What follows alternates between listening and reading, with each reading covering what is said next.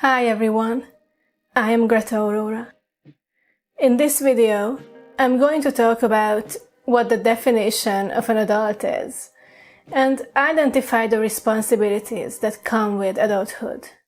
I'll also attempt to explain what the likes of Evan Rachel Wood, Esme Bianco, and Ashley Morgan Smithline are hoping to achieve by portraying their young adult selves as though they'd been helpless little children.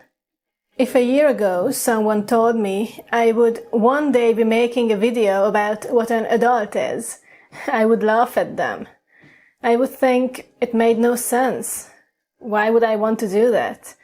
How could the definition of adulthood ever become so controversial that I need to explain it to people? Well, here we are. It's one thing that Evan Rachel Wood claims she was groomed at the age of 19, and Esme Bianco says she didn't know what she was doing in her late 20s, and Ashley Morgan is saying she was a kid at 26. But now people are trying to convince me that I was literally a child at 19, and I'm lying to myself because I was taken advantage of. And I am really a victim. This is surreal stuff. I can't believe people are really saying these things to me and to others. But it is too serious to ignore. This attitude highlights the bizarre extent of people's aversion to personal responsibility, which permeates Western culture, especially when it comes to the perception of women's responsibilities.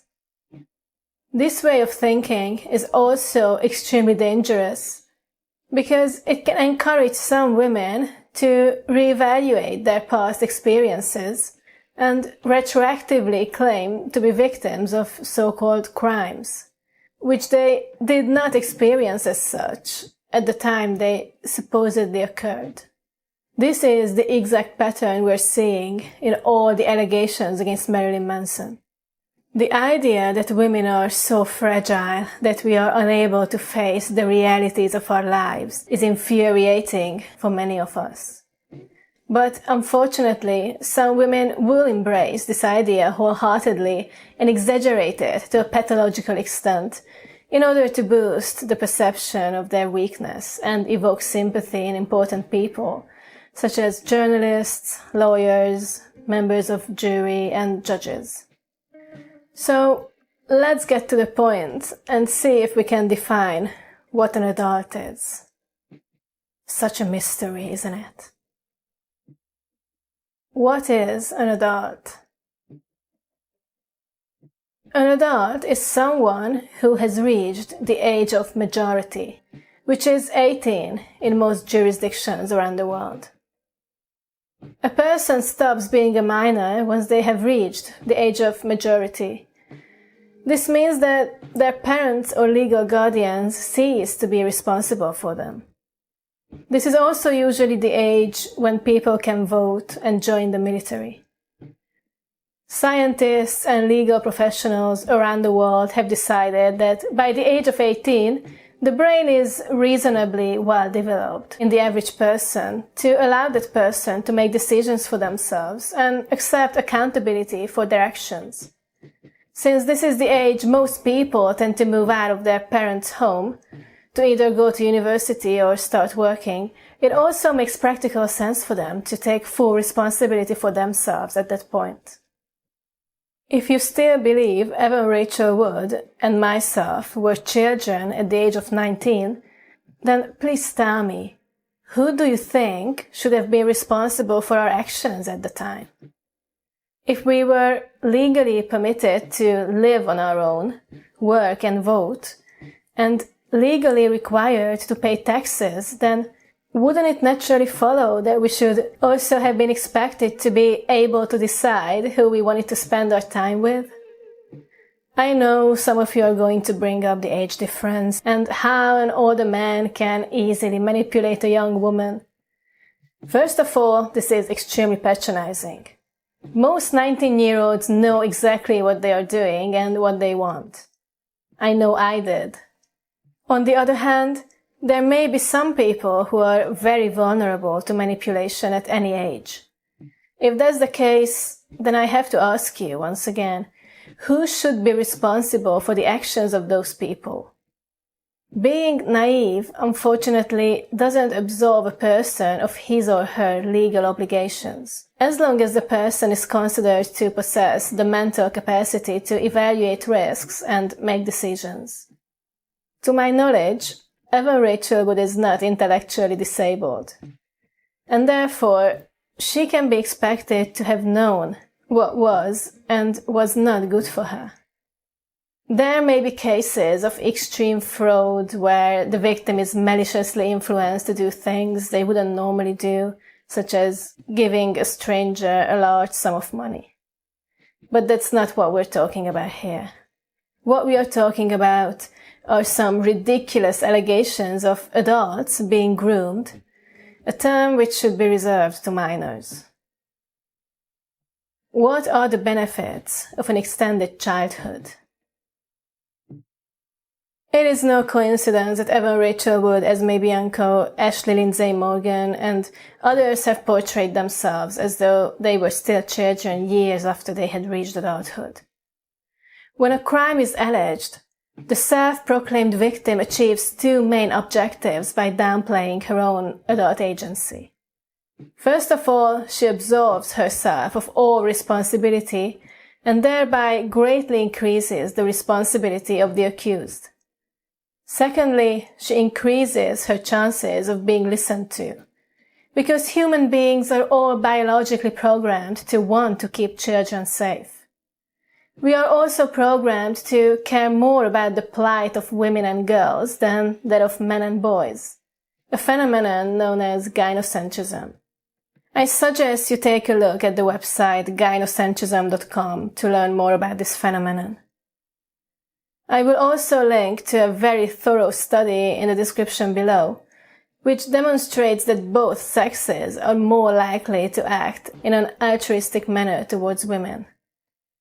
Women can multiply the amount of sympathy they receive from the world by both exaggerating their physical weakness and by pretending to be younger and more inexperienced than they really are. Which takes us to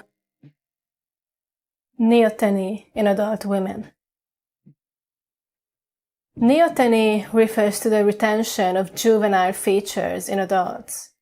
In humans, this is a physical characteristic in women that signals innocence and vulnerability. It therefore elicits caring and nurturing responses from other people. Examples of neotenous or baby-like features that are important for women's facial attractiveness are large, widely spaced eyes and a small nose and chin. Cross-cultural studies have shown that these features are considered attractive by men all over the world. When we see a tiny baby or puppy or any other very young animal, we feel a natural instinct to want to protect them. This is the same instinct women can exploit well into adulthood, while men lose this privilege after hitting puberty. The perils of female infantilization. Hopefully by now you understand some of the various reasons Evan, Esme, Ashley and others go to such lengths to emphasize their youth and vulnerability in their allegations. Unfortunately, this self-infantilization can be extremely effective in lawsuits where women allege abuse. And I wouldn't be surprised if lawyers were also actively encouraging it when representing female victims. But this practice also carries some dangers for those Western women who wish to be seen as competent and capable adults. Throughout history, it was precisely this perception of women as resembling children that kept us from participating in public life. Women's irrationality and infantile nature were used as a justification for not granting us neither the rights nor the responsibilities of men. Marilyn Manson's accusers don't seem comfortable with the dangers and obligations that come with adulthood in the 21st century. Like all feminists, these women want the same rights as men, while simultaneously refusing to be held to the same standards as men when it comes to agency and responsibility. Early feminists were no different, despite what a lot of people think these days. Caroline Norton campaigned for women to be granted custody of children following divorce, with no corresponding financial liability, so that men would still be 100% responsible for providing for their children. The suffragettes wanted rich women to have the right to vote, while not giving a damn that most men who fought in the First World War could not vote either.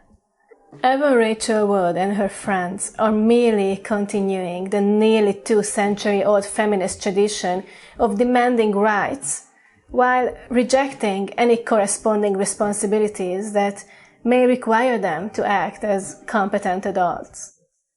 This circus with all its clowns is here to stay, unless us women do something about it. As I have shown in this video, both men and women are extremely responsive to female grievances. So it is up to us to break this cycle and expose all these grown-up women pretending to be children to further their own interests and gain whatever they hope to gain out of this, which is, in most cases, money, as the lawsuits have demonstrated.